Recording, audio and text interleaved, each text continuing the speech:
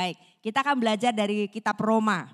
Roma ini adalah surat Paulus yang istimewa dikatakan oleh para teolog ya. Kenapa istimewa? Karena suratnya panjang. Suratnya panjang dan suratnya itu tidak terlalu pribadi. Biasanya di surat-surat yang lain Paulus itu menambahkan emosi di situ. Karena dia akrab dengan siapa yang akan menerima suratnya. Tapi kalau kitab Roma itu kitab yang mendidik. Kitab yang meletakkan dasar-dasar, kitab yang mengajar, tidak terlalu emosional. Di situ Paulus betul-betul mau menanamkan ini loh yang benar. Kenapa? Karena jemaat Roma itu bukan Paulus yang membangunnya. Jadi dia mau memastikan waktu mengirim surat ini ya nilainya tuh ini. Kitab yang teologis, surat yang berisi pengajaran. Kita sama-sama belajar ya. Roma 1 ayat 6 sampai 16. Saya akan baca duluan nanti kita gantian. Ayat 6. Kamu juga termasuk di antara mereka, kamu yang telah dipanggil menjadi milik Kristus. Kepada kamu sekalian yang tinggal di Roma, yang dikasihi Allah, yang dipanggil dan dijadikan orang-orang kudus, kasih karunia menyertai kamu dan damai sejahtera dari Allah, Bapa kita dan dari Tuhan Yesus Kristus. Pertama-tama aku mengucap syukur kepada Allahku oleh Yesus Kristus atas kamu sekalian.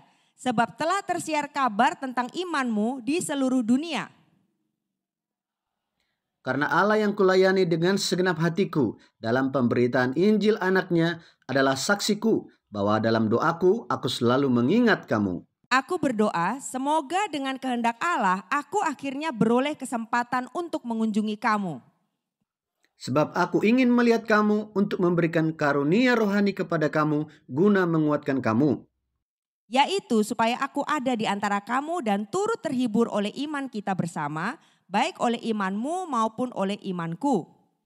Saudara-saudara, aku mau supaya engkau mengetahui bahwa aku telah sering berniat untuk datang kepadamu, tetapi hingga kini selalu terhalang-halang agar di tengah-tengahmu aku menemukan buah, seperti juga di tengah-tengah bangsa bukan Yahudi yang lain. Aku berhutang baik kepada orang Yunani maupun kepada orang bukan Yunani, baik kepada orang terpelajar maupun kepada orang tidak terpelajar. Itulah sebabnya aku ingin untuk memberitakan Injil kepada kamu juga yang diam di Roma. Ya, yang terakhir 16, sebab aku mempunyai keyakinan yang kokoh dalam Injil, karena Injil adalah kekuatan Allah yang menyelamatkan setiap orang percaya, pertama-tama orang Yahudi tetapi juga orang Yunani. Jadi dalam suratnya di Roma 1 itu ya, di ayat 6, Paulus itu menegaskan bahwa engkau itu adalah orang yang dikasihi Tuhan. Dan engkau itu milik, dikatakan dipanggil menjadi milik Kristus. Hari ini kita akan belajar menjadi milik Kristus. Salah satu cirinya adalah love God, love people. Harus mengasihi Tuhan dan juga mengasihi sesama. Yang pertama, untuk itu bisa terjadi ya, kita harus menyadari bahwa kita dikasihi Tuhan. Yuk ngomong ke sebelah kiri kanannya, sadari engkau dikasihi Tuhan. Roma 1 berkata, kamu juga termasuk di antara mereka, kamu yang telah dipanggil menjadi milik Kristus. Ayat 7 berkata, kepada kamu sekalian yang tinggal di Roma yang dikasihi Allah. Ada banyak hal di situ Paulus tuh tekankan. Gak apa-apa kamu bukan lahir dari saya, tapi ingat ini ya, ini prinsip, jangan pernah lupa kamu dikasih Allah. Di situ dilanjutkan kamu dijadikan kudus, kamu kasih karunia menyertai, bahkan damai sejahtera juga menyertai, dan juga ada iman di situ. Paulus berusaha tegaskan ingat, jangan pernah lupa kamu dikasihi Allah. Bapak Ibu Saudara, Tuhan mengasihi kita itu sudah jelas. Jelas Tuhan mengasihi kita. Masalahnya apakah kita sadar kita ini dikasihi Tuhan? Nah itu pertanyaan berikutnya ya. Sebab Alkitab itu yang setebal itu kalau saudara bawa Alkitab fisik. Itu isinya semua surat cinta, surat kasihnya Tuhan kepada Bapak Ibu Saudara. Ini saya cuma beberapa contoh ya, apalagi banyak yang sekolah teologi kan. Pasti lebih hafal dari saya banyak hal. Coba ini contoh-contoh saja ya. Seperti Bapa telah mengasihi aku, demikian juga aku telah mengasihi kamu. Tinggallah dalam kasihku. Oh luar biasa ya. Ini baru salah satu contoh loh. Lebih banyak lagi di situ. Coba contoh berikutnya. Namun Allah menyatakan kasihnya kepada kita Bahwa ketika kita masih menjadi pendosa, Kristus mati bagi kita. Ayat dari versi AYT ya. Jadi begitu banyak bukti-bukti bahwa Tuhan itu mengasihi kita. Lanjut lagi. Karena begitu besar kasih Allah akan dunia ini. Sehingga ia telah mengaruniakan anaknya yang tunggal. Supaya setiap orang yang percaya kepadanya tidak binasa. Melainkan beroleh hidup yang kekal. Wow, banyak sekali bukti-bukti Tuhan mengasihi kita. Lanjut. Ya, silakan ini Bapak Ibu Saudara yang baca. 1, 2, 3. Engkau berharga di mataku dan mulia, dan aku ini mengasihi engkau. Wow. Bapak Ibu Saudara, begitu banyak ayat-ayat. Dan Tuhan itu bukan hanya omdo ya. Ada istilah omdo, omong doang. Dia bukan hanya ngomong, dia juga membuktikan dengan apa? Mati di kayu salib buat kita. Jadi dia bukan jamet ya, kalau zaman sekarang ada jamet yang tukang gombal itu kan. Ada ya fotonya jamet. Ya, I am an angler, lautku arungi, sungaiku seberangi, rawaku terabas, panas hujan ku hadapi. Ya, tapi waktu hujan, Bang anterin dong ke Indomaret mau beli gula. Aduh Dek, gerimis. Besok aja lah. Katanya hujan di seberangi, lautan ku seberangi, panas hujan ku hadapi. Nganter ke Indomaret, gerimis nggak jadi, itu gombal namanya ya. Nggak ada pembuktian. Tapi Tuhan tidak seperti itu. Tuhan membuktikan bahwa dia betul-betul mengasihi kita. Bapak Ibu Saudara, terlalu banyak bukti Tuhan mengasihi kita. Cuma masalahnya kita mau terima nggak bahwa kita itu dikasihi Tuhan. 40 tahun loh. Bangsa Israel mengembara di padang gurun, lanjut ya. Bangsa Israel mengembara di padang gurun, dia terus mempertanyakan itu.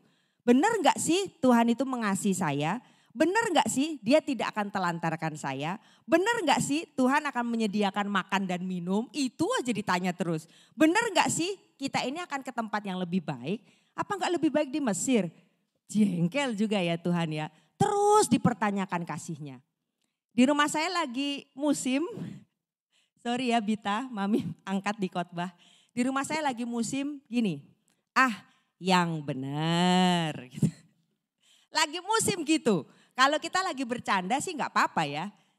Jadi itu yang bawa tuh Bita tuh, bawa pulang ke rumah tuh kata-kata gitu. Yang benar gitu. Kalau kita lagi santai nggak apa-apa, ya kita bercanda. Tapi kadang-kadang saya tuh serius padahal. Bit, bangun Bit, udah jam 6, terlambat. Bukannya B, dia malah yang benar gitu. Wih jengkel saya. Belajar Bit UTS. Besok matematika loh. Yang benar. Aduh, masih banyak contoh. Coba saudara ngalamin deh. Jengkel sekali digituin gitu ya. Yang benar. Coba. Yang benar. Ntar bohong lagi. Jadi saya aja jengkel gitu ya, kita boleh ketawa di sini. Tapi coba kalau Tuhan digituin. Coba ya.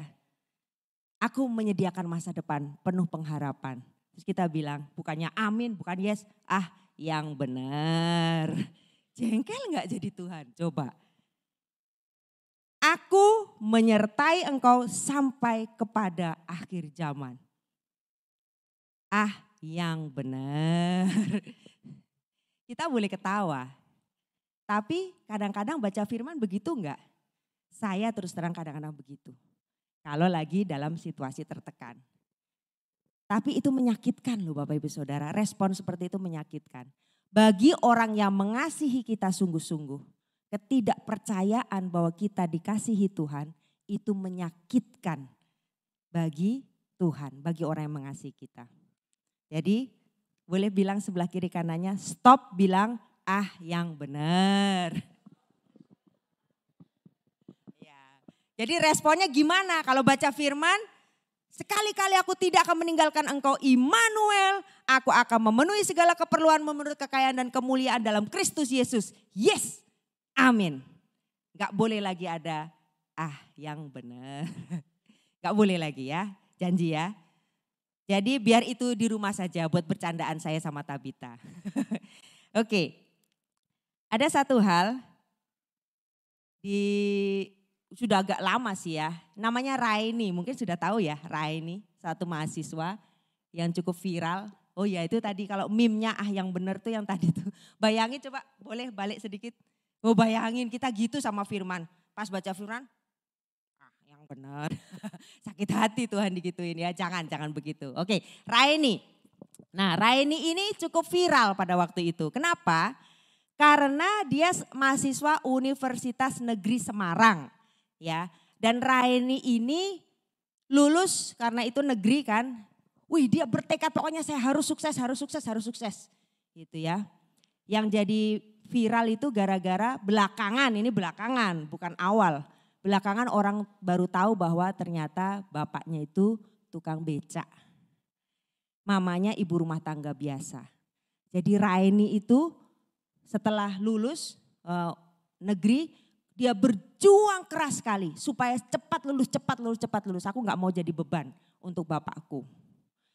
Karena untuk mencukupkan dia, bapaknya setelah tukang becak, karena memang kurang, malamnya bayangin ya, siang kerja tukang becak, malamnya ambil double kerjaan. Jadi penjaga malam.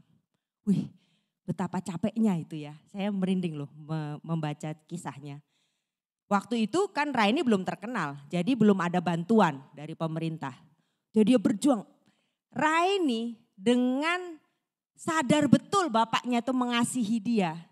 Karena dibuktikan dengan itu siang ngayuh becak, malam jaga malam. Saya dengan cinta ini saya berjuang untuk menyelesaikan kuliah. Dan luar biasa, boleh dibuka slide berikutnya. Anak penarik becak raih gelar doktor IPK 4. Wow. Jadi itu tadi kisah S1 ya. S1 dia berhasil menyelesaikan. Karena apa? Karena cinta, merasa dicintai itu faktor terkuat untuk seseorang bisa sukses. Setelah dia S1 baru pemerintah mulai melihat dia, bupati mulai mendukung sampai akhirnya disekolahkan terus doktornya di Inggris. Sudah doktor di Inggris, S3 berarti, wow luar biasa. Di masa Raini sama mungkin dengan mahasiswa yang lain, dengan bapaknya ambil double pekerjaan, Raini sudah merasa dia dikasihi. Tapi bagaimana dengan yang lain ya? Yang lain mungkin bilang begini, kalau beat berarti papa mama gak sayang sama saya. Kalau enggak Nmax berarti papa mama gak sayang. Ngerti yang saya maksud ya? Saudara kalau naik motor ngerti, itu merek motor ya. Kalau enggak dikasih pacaran sambil kuliah berarti gak sayang. Kalau cuma di kuliah aja ya gak sayang berarti. Kalau gak dikasih pacaran berarti gak sayang. Pertanyaan saya apa betul orang tuanya gak sayang? Tergantung kita. Ya kan? Kita mau gak terima bahwa itu suatu bukti sayang. Kalau enggak kos-kosannya yang 1 juta ke atas berarti papa mama gak sayang. Bapak ibu saudara, kita sudah jelas dikasihi Tuhan. Sudah jelas. Tuhan sudah membuktikan kasihnya. Jadilah seperti Raini yang gak bolak-balik nanya. Bener gak sih Tuhan sayang sama saya? Kok nenek saya meninggal? Bener gak sih Tuhan sayang sama saya? Kok uang saya kurang? Bener gak sih Tuhan sayang sama saya? Kok ada banyak masalah? Jangan bolak-balik tanya, Tuhan sayang gak sih sama saya? Bapak ibu saudara, sekali Tuhan jawab di kayu salib, itu sudah cukup. Tuhan mengasihi kita. Posisi kita adalah terima kasihnya Tuhan. Kalau terus mempertanyakan nanti lama-lama, Tuhan sayang gak sih sama saya? Kok hamster saya mati. Nanti dihubung-hubungkan, kok kelinci saya mati, Tuhan gak sayang sama saya. Waduh, repot nanti Bapak Ibu Saudara ya. Jadi bilang sebelah kiri kanannya, stop mempertanyakan kasih Tuhan.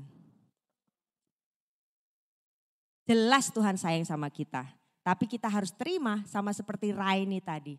Yes, saya dikasihi. Mungkin bapaknya gak bisa kasih Nmax, mungkin bapaknya gak bisa kasih kos-kosan 1 juta lebih, ya pasti gak bisa lah ya.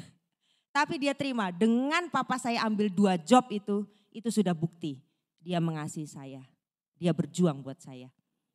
Bapak ibu saudara, terima bahwa engkau dikasihi Tuhan.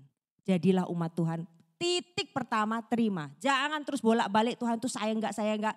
jelas Tuhan sayang sama kita. Ada amin? Ya, yang kedua. Nah, setelah kita terima kasih dari Tuhan, baru kita bisa melakukan ini. Menyadari bahwa orang lain juga dikasihi Tuhan. Roma 1 ayat 9 ya, kita lanjut. Karena Allah yang kulayani dengan segenap hatiku dalam pemberitaan Injil, anaknya adalah saksiku bahwa dalam doaku aku selalu mengingat kamu. Jadi Paulus sebagai pribadi yang sudah dikasihi Tuhan dan dia sadar betul saya itu dikasihi Tuhan. Dengan sayang saya, dengan kasih Tuhan yang meluap dari dalam hati saya, dia jadi pengen ketemu orang lain untuk menguatkan orang lain. Sudah bisa baca di situ ya, banyak sekali hal mengenai orang lain. Dia selalu ingat dalam doa. Dia ingin berkunjung, itu saya garis bawah di situ ya. Dia ingin melihat, dia ingin memberi karunia rohani, ingin berbagi, ingin menghibur. Dan bahkan juga dia terhibur kalau ketemu orang lain. Bapak Ibu Saudara, orang yang dikasihi Tuhan, yang sadar sesadar-sadarnya saya itu dikasihi Tuhan. Pasti pengen ketemu orang lain untuk membagikan kasih Tuhan. Untuk sharing dengan sesama orang percaya. Karena dalam diri kita ini akan mengalir kasih Tuhan yang membuat kita ingin ketemu saudara seiman yang lain. Tapi betul kalau memang kita sendiri masih yang benar. Kalau tidak yakin Tuhan mengasihi kita, memang betul kita jadi ragu ketemu orang. Saya mau ngomong apa? Saya aja masih kurang. Saya mau menguatkan gimana? Saya aja lemah, Tuhan aja gak perhatikan saya, paham ya? Jadi terima dulu kasih Tuhan supaya engkau bisa menguatkan orang lain.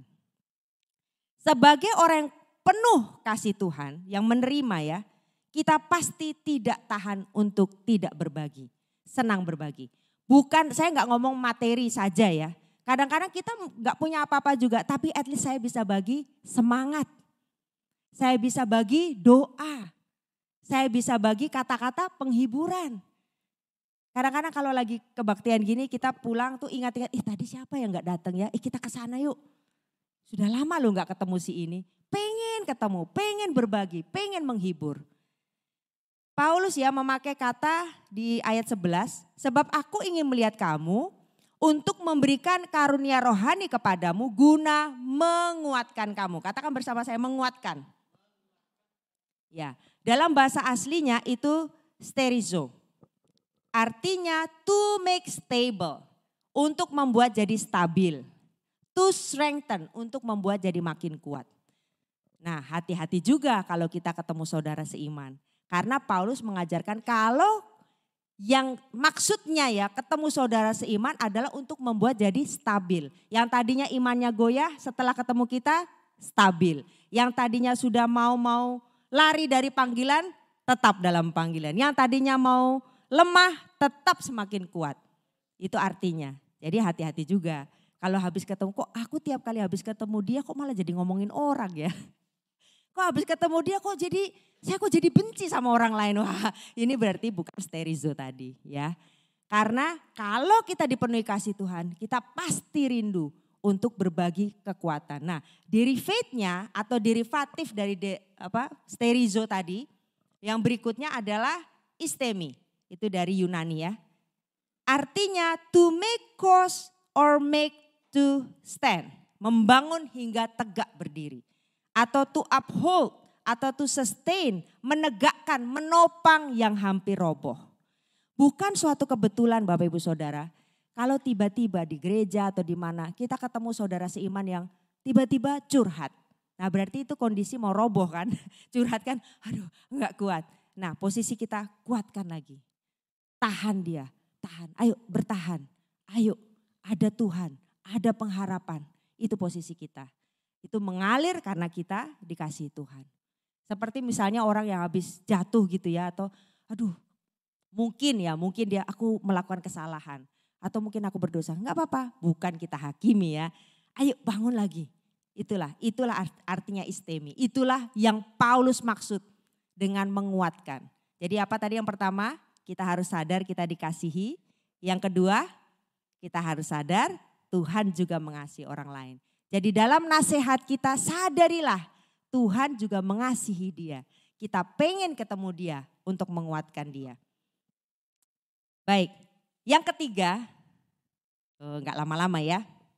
Yang ketiga adalah kita harus menyadari orang berdosa dikasihi Tuhan.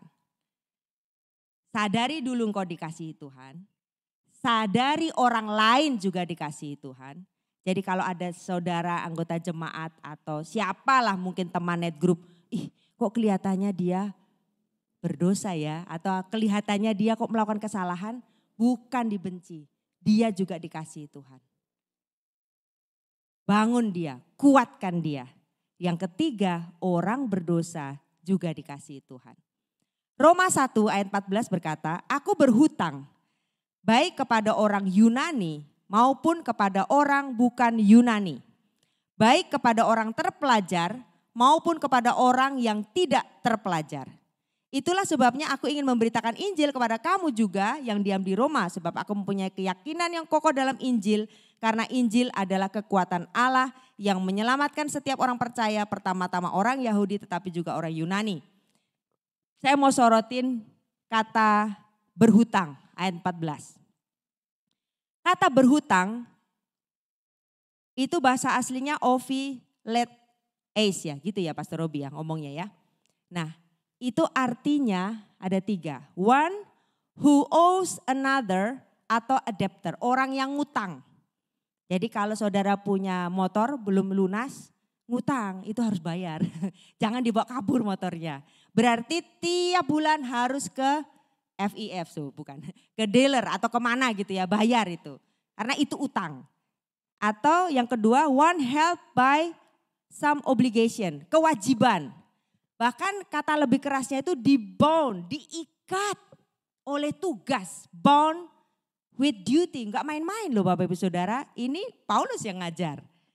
Paulus ngajar kepada jemaat, begini harusnya sikap kamu terhadap orang berdosa. Kamu diikat oleh kewajiban. Dan yang ketiga yang paling keras ini, whom God can demand punishment as something due. Due itu artinya kalau due date itu due artinya tenggat waktu. Nanti Tuhan akan minta pertanggungjawaban pada tenggat waktunya, pada waktunya. Waduh, jadi saya juga bertobat karena saya baca ini, saya siap ini, saya juga bertobat. Kadang-kadang kita berpikir, ya wes lah karepe, yang penting kita sudah kasih tahu. Gak bisa karepe. Mungkin antara suami istri, ya sudahlah Pak, saya sudah kasih tahu istri saya, terserah dia. Dosanya dia yang tanggung. Ternyata tidak Bapak Ibu, saya juga belajar. Kita sama-sama belajar ya. Kita bertanggung jawab kalau ada orang berdosa di sekitar kita. Kita bertanggung jawab. Kita memang betul bukan berarti kita usir dia, marahin dia, hukum dia. Bukan seperti ceramahin dia. Tapi artinya kita perlu punya belas kasihan karena itu tanggung jawab kita. Kalau ada kita ngekos gitu ya. Kalau ada yang cewek masuk kamar cowok, cowok masuk kamar cewek di sekitar kos-kosan kita nggak bisa bilang biar api surga bakar mereka. Nggak bisa begitu. Karena itu tanggung jawab kita. Ayo katakan bersama saya, itu tanggung jawab saya. Ya, kalau ada ponaan-ponaan belum kenal Tuhan, katakan bersama saya, itu tanggung jawab saya. Ya, kalau ada siapapun orang berdosa sekitar kita, itu tanggung jawab kita. Siapa yang bilang? Firman Tuhan yang bilang. Pada waktunya nanti Tuhan akan mempertanyakan itu. Kamu sudah buat apa? Betul ya, seperti yang saya bilang tadi, bukan berarti kita marahin dia, bukan berarti datang dari sini, duduk sini, saya ceramahin kamu ya. Bla bla bla bla bla, bukan seperti itu. Tapi kita harus punya cara dengan kreativitas, dengan kasih, dengan traktir mungkin. Ada yang bilang, Bu rugi dong, traktir terus gak sadar-sadar, gak bertobat. Masalah rugi atau tidak, Tuhan yang beri upah, ada amin. Kapan dia bertobat, saudara jangan tanya saya. Saya juga gak tahu kapan dia bertobat. Karena pertobatan itu berasal dari Tuhan. Bagian kita selama dia masih hidup dan kita masih hidup, tanggung jawab kita. Kita berhenti setelah dia bertobat atau kita berhenti setelah kita mangkat. Nah, pilih yang mana? Kalau belum mangkat ya terus kita usahakan. Ada amin? Yuk katakan bersama saya. Orang berdosa, tanggung jawab saya. Kasarnya begini ya, kita nggak bisa bilang terserah dia. Saya sudah kasih tahu, itu dosanya dia. Tidak, selama masih ada waktu, mari dengan kasih, dengan kreativitas, dengan traktir, dengan uang, dengan penghiburan, bawa dia, ajak dia. Karena itu tanggung jawab kita. The one whom God can demand punishment. Tuhan ada demand punishment as something do. Ada tenggat waktunya. Bapak Ibu Saudara, sudah selesai ya. Jadi saya akan tutup dengan ini. Ingat ya, minggu ini kita belajar we your people, umat Tuhan. Sebagai umat Tuhan, satu, paling utama kita harus sadar sesadar-sadarnya engkau dikasihi Tuhan. Katakan bersama saya dikasihi Tuhan. Bilang ke tetangganya, hei saya dikasihi Tuhan. Kamu dikasihi Tuhan. Ya, Anda dikasihi Tuhan, betul. Jadi ingat terus waktu baca firman, waktu sedang gak punya uang, waktu sedang dalam masalah, waktu semua seperti meninggalkan, saya dikasihi Tuhan. Kalau saudara lupa pasang itu salib di rumah, itu buktinya. Bukan gara-gara saldo di bawah sekian ratus Tuhan gak sayang sama saya. Saldo 0, Tuhan gak sayang sama saya, enggak. Tuhan sudah sayang sama saya, tinggal bagian kita menerima. Saya dikasihi Tuhan. Yang kedua, kalau kita dikasihi Tuhan, melangkah mengasihi orang lain. Love God, love people. Menerima kasih dari Tuhan dan mulai kasih orang lain. Yang seiman, saudara seiman. Jangan pernah putus asa, aduh biarin aja dah. Memang begitu dia, padahal satu net group. Biarin dah. Tidak, dia juga dikasihi Tuhan. Dan bagaimana dengan orang berdosa, itu juga tanggung jawab kita. Saya akan tutup dengan ini, tadi ya, jadi kesimpulannya menyadari saya dikasihi Tuhan, menyadari orang lain dikasihi Tuhan, dan menyadari orang berdosa dikasihi Tuhan. Ada satu kisah nyata, ini gembala nih, orangnya sudah jadi gembala. Kakak adik, mereka lomba perorangan, nah, masih perorangan sprint, lari cepat. Nah ini kakak adik bersaudara. Pada saat lari cepat, karena itu single, mereka terpisah, mereka jadi jadi opponent, bersaing ya, menjadi lawan ya. Pada saat mereka lari sendiri-sendiri, ya jelas dong ya kan larinya sendiri.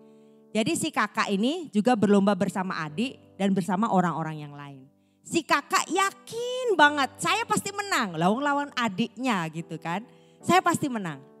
Tapi somehow ternyata di lomba ini yang perorangan kalah dia.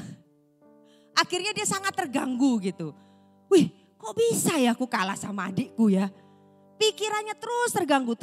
Kok bisa gitu. Kalau ditanya apakah itu mempengaruhi kasih orang tua kepada mereka berdua? Ya pasti gak ada ya. Pasti sama-sama dikasihi orang tua lah. Tapi dia membiarkan kekalahannya itu menguasai pemikirannya. Akhirnya masuklah mereka ke cabang berikutnya. Salah satunya adalah lari estafet. Pada saat lari estafet, mereka jadi satu tim. Tadinya kan terpisah karena larinya single ya. Sekarang lari estafet mereka satu tim. Jadi kakak adik itu ada dalam satu tim yang sama. Akhirnya si kakak masih memikirkan kok bisa kalah ya. Terus dia pikirin itu. Akhirnya di cabang lari estafet, mereka finish paling dulu, tapi tidak menang. Kenapa? Karena kakaknya, karena masih mikirin itu tadi, kenapa kok aku bisa kalah sama adikku? Dia lupa bawa tongkat estafetnya. Ya ampun, bodoh sekali ya. Aduh gitu. Tercepat sih, tapi gak bawa tongkatnya, ya diskualifikasi gak bisa. Ini kisah nyata loh ya. Nah ini mengingatkan kita. Kadang-kadang kita sibuk memikirkan Tuhan tuh sayang gak sih sama saya. Kadang-kadang kita sibuk memikirkan saya kok bisa, kok saya masih kurang kaya lagi, masih kurang gini lagi. Kok bisa ya si ini, atau kita sibuk menilai gembala itu, gembala ini, kita sibuk menilai orang ini, orang itu. Sibuk dengan muter-muter dengan hal yang sudah sebetulnya harusnya sudah lewat gitu. Padahal Tuhan mempercayakan tongkat estafet Injil di tangan kita. Jadi kita lari. Finish sih, mencapai surga sih, tapi loh hasilmu mana? Orang yang kamu injili mana? Ada jiwa enggak?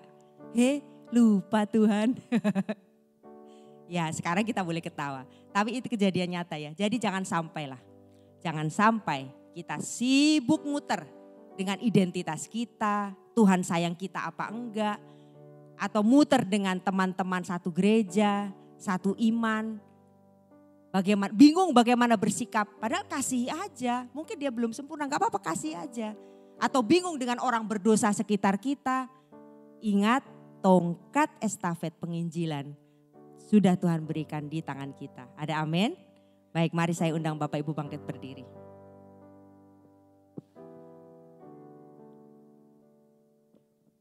Mari kita berdoa. Bapak Tuhan, dengan pertolongan Roh Kudus-Mu saya sudah sampaikan Tuhan. Apa yang menjadi isi hati Engkau kepada setiap jemaat. Kami sungguh mengucap syukur Tuhan. Engkau sudah membuktikan bahwa Engkau begitu mengasihi kami. Engkau sudah membuktikan bahwa Engkau sudah mati bagi kami. Pada hari ini aku berdoa, terbukalah pemikiran kami. Terbukalah hati kami, setiap kami di tempat ini. Untuk menyadari bahwa hidup kami, bahwa diri kami ini dikasihi oleh Engkau. Masalah, sakit, penyakit, keuangan, hubungan, penderitaan tidak bisa memisahkan kami dari kasih Engkau. Kami bertobat Tuhan. Kalau kami terus mempertanyakan apakah Engkau sayang kami, apakah Engkau cinta kami. Kami terus meminta bukti Engkau sayang kami. Kami bertobat Tuhan. Kami mau terima pada hari ini bahwa hidup kami dikasihi oleh Engkau. Terlepas dari apa yang masih kami alami, Engkau mengasihi kami. Biarlah setiap pribadi di tempat ini, mari angkat tanganmu buat Tuhan. Menerima pewahyuan kasih Engkau. Kasih Bapa dalam hidup setiap kami. Aku berdoa Tuhan, setiap tangan-tangan yang terangkat, ingatkan kami. Momen kami ditolong oleh Engkau. Momen bahwa hidup kami putus asa tapi Kau berikan pengharapan. Momen kami mau mati tapi Kau bangkitkan kami. Momen kami tidak punya apa-apa tapi Engkau memberkati kami. Momen kami mencari pekerjaan Engkau memberikan yang terbaik. Momen kami mencari jodoh Engkau memberikan yang terbaik. Momen kami mencari sekolah Engkau memberikan, menyediakan buat kami. Momen kami tidak tahu bagaimana menyelesaikan kuliah, Engkau menolong kami sehingga kami lulus.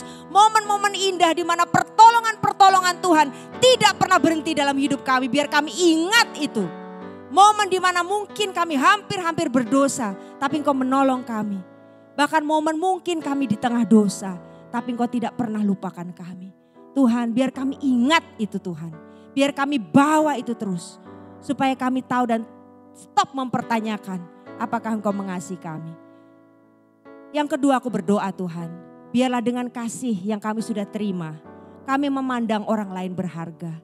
Kami stop dengan pikiran kami merendahkan orang lain, menghakimi orang lain, menjudge orang lain, bahkan memutus hubungan dengan orang lain, tidak mau mengampuni, bahkan tidak mau berhubungan lagi. Kami bertobat di hadapan-Mu Tuhan. Karena mereka berharga di hadapan-Mu. Mereka jiwa yang Kau kasihi. Kami punya tanggung jawab memberitakan Injil juga buat mereka. Hamba berdoa Tuhan, setiap tangan yang terangkat, ada tongkat estafet Engkau berikan pada hari ini. Injil Kristus diberikan pada setiap kami. Supaya kami tidak sibuk dengan pikiran-pikiran kami sendiri. Tapi terus passing the button. Terus memberikan kepada yang berikutnya. Memberitakan Injil. Terus dengan rajin memberitakan Injil-Mu. Sampai kemuliaan menutupi seluruh bumi. Di dalam nama Tuhan Yesus dan setiap orang percaya katakan amin. Baik, Tuhan memberkati.